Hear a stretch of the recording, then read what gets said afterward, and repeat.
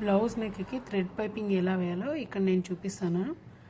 ఇక్కడ క్రాస్గా పీసెస్ని కట్ చేసుకోవాలి. ఇది నేను ఇలా మార్క్ చేశాను. ఇలా కట్ చేసి పెట్టుకోండి.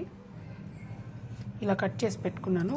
ఈ చివరలంతా ఎండింగ్స్ అంతా ఇట్లా స్ట్రైట్గా కట్ చేసి పెట్టుకోవాలి. క్రాస్ పీసెస్కి ఇవి ఎలా జాయిన్ చేసుకోవాలో నేను చూపిస్తాను. ఇదిగోండి, ఇలా పెట్టి దానిపైన ఇంకొకటి ఇలా పెట్టుకోవాలి. ఈ ప్లస్ షేప్లో పెట్టుకొని ఎక్కడైతే మార్క్ చేసామో అక్కడ స్టిచ్ వేసుకోవాలి.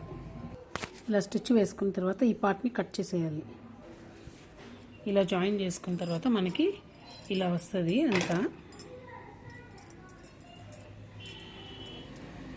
పొడవుగా ఇలా వస్తుంది. ఇప్పుడు బ్లౌజ్ బ్యాక్ పార్ట్ తీసుకొని దానిపైన ఇలా పెట్టి స్టిచ్ వేసుకుంటారండి.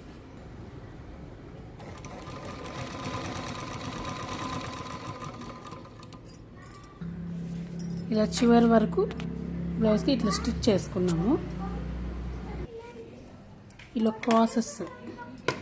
క్రాసెస్ ఉన్న చోట కట్స్ పెట్టుకోవాలి.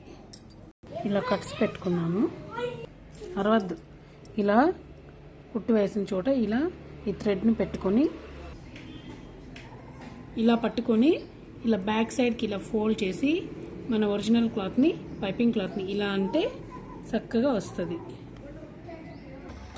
ఇలా కుడితే మనకి ఇలా ఫ్లవర్ చేయాలి. ఇలా వస్తుంది. మనకి ఇలా నీట్గా వస్తుంది. ఈ బ్యాక్ సైడ్